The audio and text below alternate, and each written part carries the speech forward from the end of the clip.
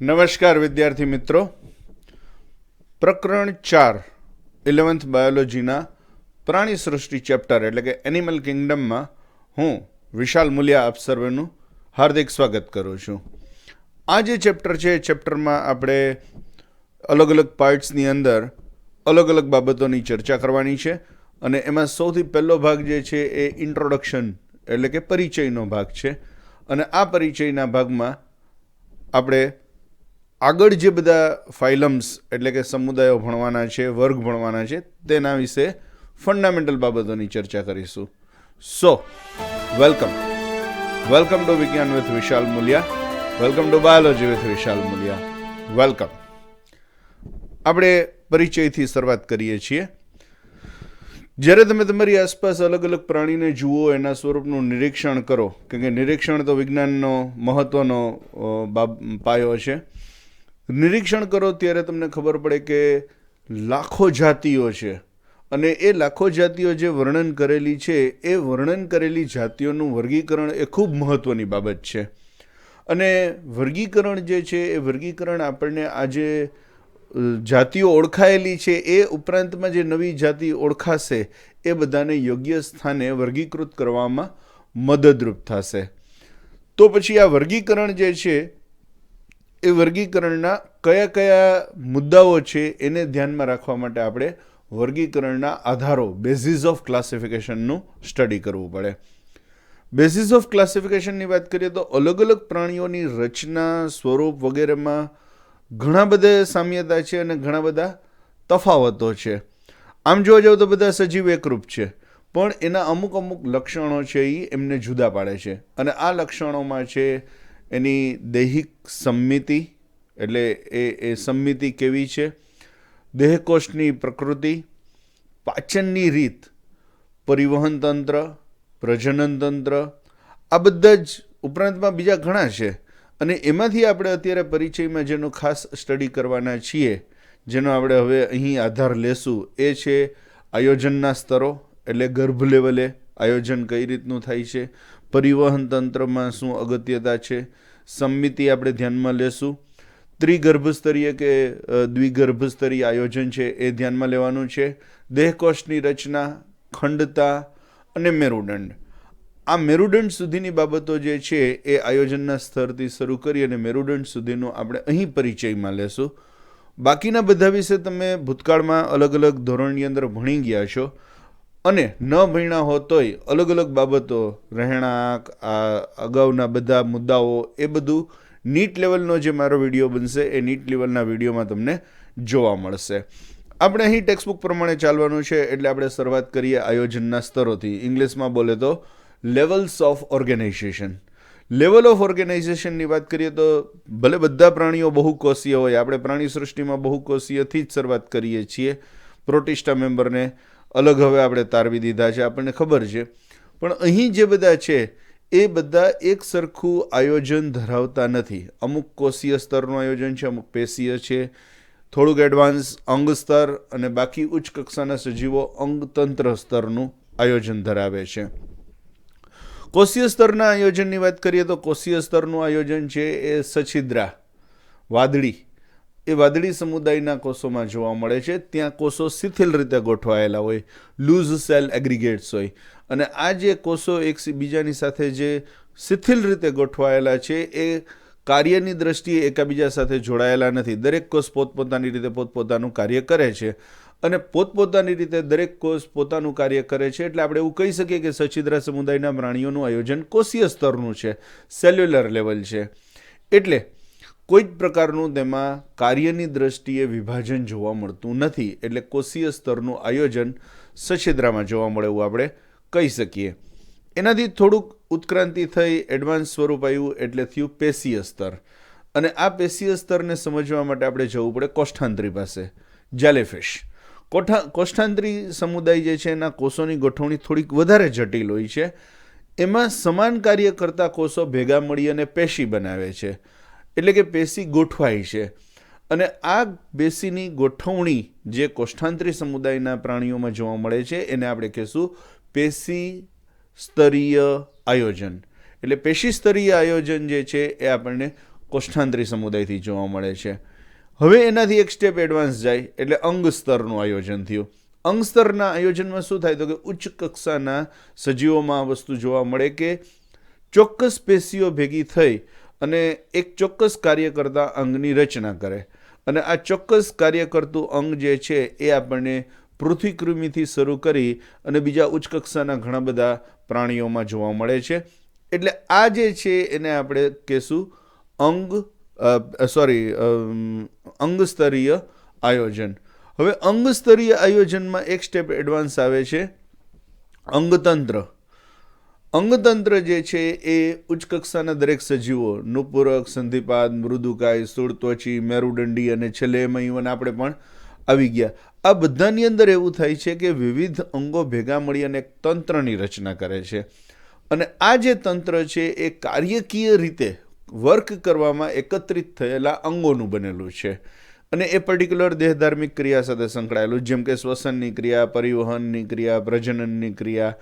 એટલે આ પ્રકારનું જે આયોજન થયેલું છે એ આયોજનને અંગતંત્ર સ્તરીય આયોજન કહેવાય.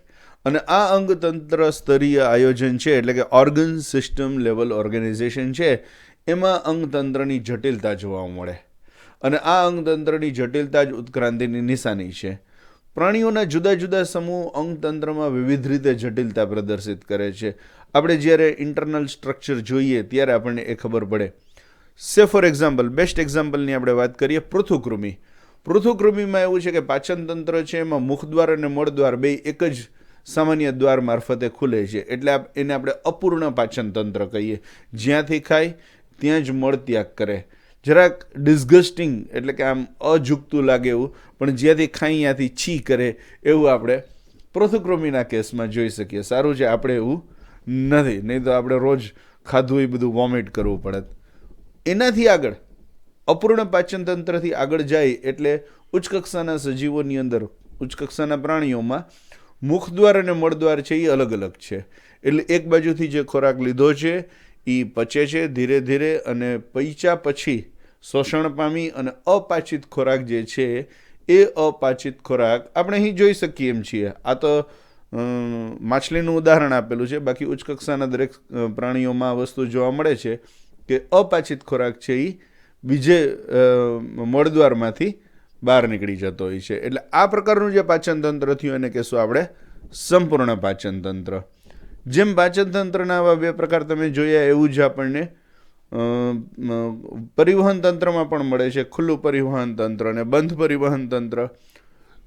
ખુલ્લું પરિવહન તંત્ર છે એને આપણે open type of circulatory system કહીએ છીએ. ખુલ્લા પરિવહન તંત્રમાં રુધિર જે છે એને હૃદયની બહાર ધકેલવામાં આવે છે, અને એ ધકેલાયેલું જે રુધિર છે એ રુધિરમાં બધા જ કોષો અને બધી પેશીઓ છે એ તરબોળ હોય છે, તરબતર હોય છે. અને નિમ્ન કક્ષાના પ્રાણીઓમાં જોવા મળે છે. ઉચ્ચ કક્ષાના પ્રાણીઓમાં બંધ પરિવહન તંત્ર છે, ક્લોઝડ સર્ક્યુલેટરી સિસ્ટમ. અને આમાં અલગ અલગ વ્યાસ ધરાવતી અથવા તો વેહ ધરાવતી વાહિનીઓની અંદર જ રુધિરનું પરિવહન થાય છે. અને આપણને બહુ સારી રીતે ખબર છે કે આ બધી જે વાહિનીઓ છે જે આપણે અગાઉના ધોરણોમાં ભણી ગયા છીએ, ધમની, શિરા, વાહિકા, એની અંદર જ થાય છે. મુક્ત અથવા તો ખુલ્લું રુધિર વહન બંધ પરિવહન તંત્રમાં જોવા મળતું નથી. એટલે પ્રાણીઓમાં આયોજનના અલગ અલગ રીતે સ્તરો હોય છે. હવે આપણે સમમિતિની વાત કરીએ એટલે બહારની દ્રષ્ટિએ અને અંદરની દ્રષ્ટિએ કેવું છે તો કે પ્રાણીઓને સમમિતિના આધારે વર્ગીકૃત કરી શકાય.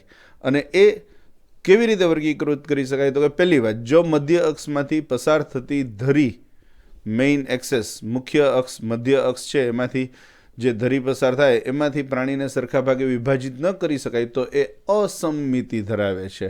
સછિદ્રામાં આપણને બહુ સ્પષ્ટ જોવા મળે છે. વાદળી છે એમાં આ વસ્તુ બહુ ક્લિયર છે. મુખ્યત્વે વાદળીઓ બધી છે એ અસમમિતીય હોય છે, એસિમેટ્રિકલ હોય છે. જો આપણે પ્રાણીના શરીરના મધ્ય અક્ષમાંથી પસાર થતી ધરી દ્વારા સજીવને સરખા ભાગમાં વિભાજિત કરી શકીએ, એટલે કે ત્રિજ્યામાંથી વિભાજિત કરી શકીએ તો અરીય સમમિતિ, રેડિયલ સિમેટ્રી કહેવાય. અને આ રેડિયલ સિમેટ્રી અથવા અરીય સમમિતિ છે એ કોષ્ઠાંતરી, કંકતધરા, શૂળત્વચી વગેરેમાં બહુ કોમન જોવા મળે છે. અને અહીં આપણે ફોટોગ્રાફમાં પણ જોઈ શકીએ છીએ. પછી આગળ વાત કરીએ તો પ્રાણીના શરીરના મધ્ય અક્ષને એક જ ધરીથી બે સરખા ભાગ પાડો, એટલે ડાબું ને જમણું આપણા કેસમાં થાય એવું, આગળ અને પાછળ, તો એને કહેવાય દ્વિ, એટલે બે, પાર્શ્વ એટલે સાઈડ, દ્વિપાર્શ્વ સમમિતિ, બાયલેટરલ સિમેટ્રી. અને આ બાયલેટરલ સિમેટ્રી અથવા દ્વિપાર્શ્વ સમમિતિ જે છે એ નુપૂરકથી લઈ અને ઉચ્ચ કક્ષાના બધા જ સંધિપાદ, નુપૂરક સંધિપાદમાં દ્વિપાર્શ્વ જોવા મળે અને ઉચ્ચ કક્ષાના સજીવોમાં આપણા કેસમાં મેરુદંડીઓમાં પણ જોવા મળે છે. સમમિતિની વાત થયા પછી આપણે આગળ છે ગર્ભસ્તરીય આયોજનની વાત કરવાના છીએ. ગર્ભસ્તરીય આયોજનમાં બે પ્રકાર છે, દ્વિગર્ભસ્તરીય અને ત્રિગર્ભસ્તરીય. ઇંગ્લિશમાં બોલે તો ડિપ્લોબ્લાસ્ટિક એન્ડ ટ્રિપ્લોબ્લાસ્ટિક ઓર્ગેનાઇઝેશન. જે પ્રાણીઓમાં, એટલે આમ પહેલાં આપણે વાત કરીએ તો પ્રાણીના ગર્ભસ્તરની અંદર બાહ્ય ગર્ભસ્તર અને અંતઃ ગર્ભસ્તર એમ બે ગર્ભસ્તર હોય, એક્ટોડર્મ એન્ડ એન્ડોડર્મ. એક્ટોડર્મ અને એન્ડોડર્મ એમ બે ગર્ભસ્તર હોય તો એ દ્વિગર્ભસ્તરીય કહેવાય. અને આ દ્વિગર્ભસ્તરીયનું બેસ્ટ એક્ઝામ્પલ આપણે લઈ શકીએ છીએ કોષ્ઠાંત્રીઓ. ત્રીજું ગર્ભસ્તર ઉમેરાય એટલે કે જર્મિનલ લેયર, થર્ડ ઉમેરાય. મધ્ય ગર્ભસ્તર અને અંતઃગર્ભસ્તરની વચ્ચે મધ્ય સ્લેશ સ્તર આવેલું હોય, મિસોગ્લિયા. આ મિસોગ્લિયા જે છે એ મિસોગ્લિયા જો ત્રીજું ગર્ભસ્તર તરીકે વર્તે, એટલે કે મધ્ય ગર્ભસ્તર તરીકે, મિઝોડર્મ તરીકે વર્તે, એમાં કોષો આવેલા હોય, તો એવા પ્રાણીઓને આપણે ટ્રિપ્લોબ્લાસ્ટિક, ત્રિગર્ભસ્તરીય ટ્રિપ્લોબ્લાસ્ટિક એનિમલ કહીએ છીએ. અને પૃથુકૃમિથી શરૂ કરી અને ઉચ્ચ કક્ષાના મેરુદંડી આપણે બધા ટ્રિપ્લોબ્લાસ્ટિક અથવા તો ત્રિગર્ભસ્તરીયમાં આવીએ છીએ. જેમાં ગર્ભસ્તરની વાત થઈ એમાં હવે આગળ આવશે દેહકોષ્ઠ, ઇંગ્લિશમાં બોલે તો સિલોમ. દેહકોષ્ઠ છે એ દેહકોષ્ઠની હાજરી પણ આ બાબતમાં વર્ગીકરણમાં ખૂબ મહત્વનો ફાળો ભજવે છે. એ હાજર છે, ગેરહાજર છે કે કેવું હાજર છે એના આધારે પણ વર્ગીકરણ થઈ શકે.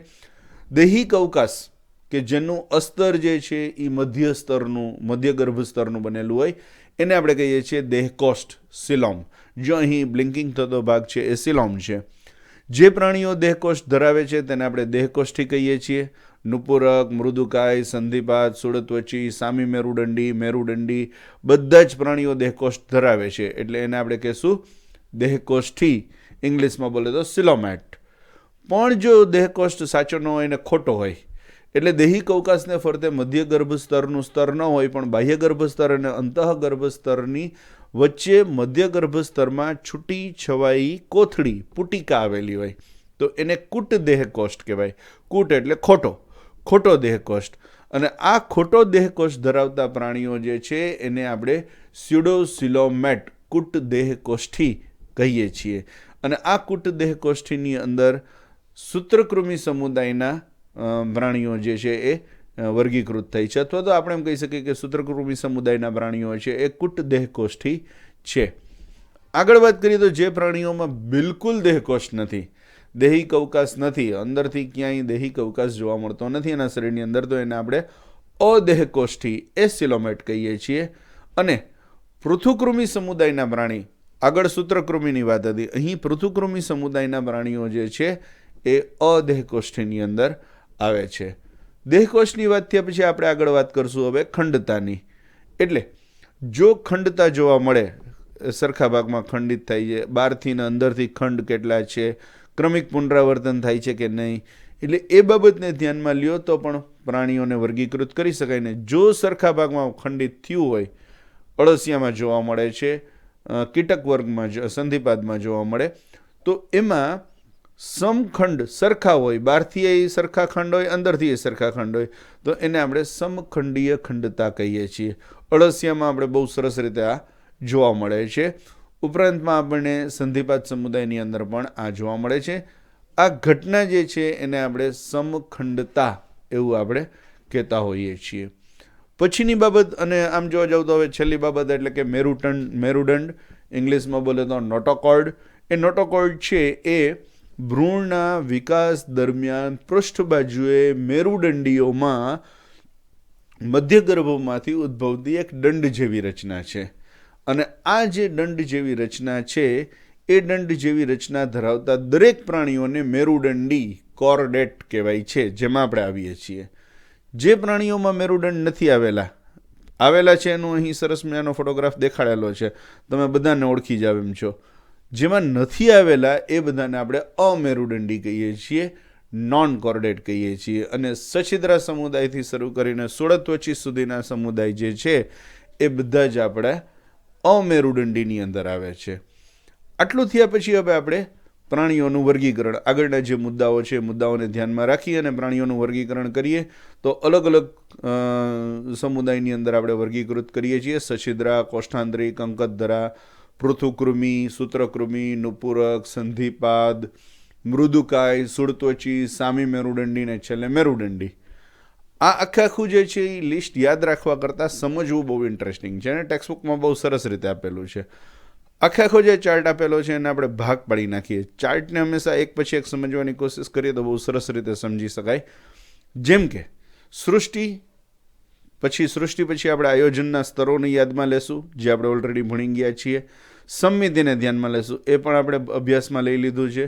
દેહકોષની હાજરી ધ્યાનમાં લેશું, એ પણ આપણે જોવાઈ ગયું છે. અને છેલ્લે સમુદાય, એ પણ આપણે ધ્યાનમાં લેશું. એટલે આપણે હવે આટલા મુદ્દાઓને ધ્યાનમાં રાખી અને વર્ગીકરણની શરૂઆત કરીએ. સૌથી પહેલી શરૂઆત થશે પ્રાણી સૃષ્ટિ. સૃષ્ટિ તો આપણે પ્રાણી સૃષ્ટિની જ વાત કરીએ છીએ. પ્રાણી સૃષ્ટિની અંદર આયોજનના સ્તરોના આધારે આપણે મુખ્ય બે ભાગ પાડી શકીએ. કોષીય સ્તરનું આયોજન અને પેશી અંગતંત્ર સ્તરીયનું આયોજન. કોષીય સ્તરીય આયોજનની વાત કરીએ તો એમાં આપણને અસંમતિ ધરાવતા એક સમુદાયની ઓળખ મળે અને એને આપણે કહીએ છીએ સછિદ્રા. સછિદ્રા સમુદાય એક આખો કોષીય સ્તરનું આયોજન ધરાવતો આપણે જુદો જ પાડી શકીએ. પછી આગળ વાત કરીએ તો પેશી અંગતંત્ર સ્તરીય આયોજન ધરાવતો એમાં આપણે બે ભાગ પાડી શકીએ એમ છીએ. અર્ય સંમિતિ ધરાવે છે અને દ્વિપાર્શ્વ સંમિતિ ધરાવે છે. એટલે અહીં સંમિતિના આધારે વર્ગીકરણ થયું. અર્ય સંમિતિના આધારે વર્ગીકરણ થાય છે, એમાં પાછા બે ભાગ પડે. અને દ્વિપાર્શ્વ સંમિતિના આધારે આપણે 3 ભાગ પાડી શકીએ છીએ. અર્ય સંમિતિના આધારે જે ભાગ પડે છે એમાં આપણે દેહકોષ્ઠને ધ્યાનમાં ન લઈએ તો ચાલશે. સીધું જ વર્ગીકરણ બે અલગ અલગ સમુદાયની અંદર કરીએ છીએ. અને એ બે સમુદાય એટલે કોષ્ઠાંત્રી, જે દંશ આપે છે એટલે એને દંશકો પણ કહેવાય છે, અને કંકતધરા, આ એકદમ નાનો સમુદાય છે. દ્વિપાર્શ્વ સંમિતિ ધરાવે છે એ કોમ્પ્લિકેટેડ છે. એમાં આપણા પાછા 3 ભાગ પડે છે. દેહકોષ્ઠ વગરના એટલે અદેહકોષ્ઠી, દેહકોષ્ઠ આભાસી હોય એટલે કૂટ દેહકોષ્ઠી, ખોટો દેહકોષ્ઠ ધરાવતા હોય એવા, અને છેલ્લે આપણે લઈએ છીએ સાચા દેહકોષ્ઠી, સત્ય દેહકોષ્ઠી એટલે દેહકોષ્ઠી. એને આપણે 1 by 1 જોતા જઈએ તો દેહકોષ્ઠ ન ધરાવતા હોય એટલે અદેહકોષ્ઠી છે એમાં આવે છે, બિલકુલ યાદ કરશો તો યાદ આવશે પૃથુકૃમિ. આભાસી દેહકોષ્ઠ ધરાવતો એમાં એક જ આવે છે, યાદ કરો આપણા સિલેબસ મુજબ સૂત્રકૃમિ. અને પછી સત્ય દેહકોષ્ઠી ધરાવતા હોય એનું પાછું વર્ગીકરણ થાય છે. અને એ સત્ય દેહકોષ્ઠી છે એમાં આપણે લઈએ છીએ નુપુરક, પછી આગળ સંધિપાદ, મૃદુકાય, સુળત્વચી, સામી મેરુદંડી અને છેલ્લે આવશે મેરુદંડી. હવે આ વર્ગીકરણ થઈ ગયા પછી મેરુદંડી જે છે એ આપણે વધારે અભ્યાસમાં લઈએ છીએ. એટલે મેરુદંડીનું પાછું વર્ગીકરણ થાય. પુચ્છ મેરુદંડી અથવા કંચુક મેરુદંડી, જેને યુરોકોર્ડેટા અથવા ટ્યુનિકાટા કહેવાય છે, શીર્ષ મેરુદંડી અને છેલ્લે પૃષ્ઠવંશી. પૃષ્ઠવંશીમાં આપણે આવીએ અને પૃષ્ઠવંશીમાં ઉચ્ચ કક્ષાના પ્રાણીઓ આવે એટલે પૃષ્ઠવંશીનું પાછું વર્ગીકરણ થાય.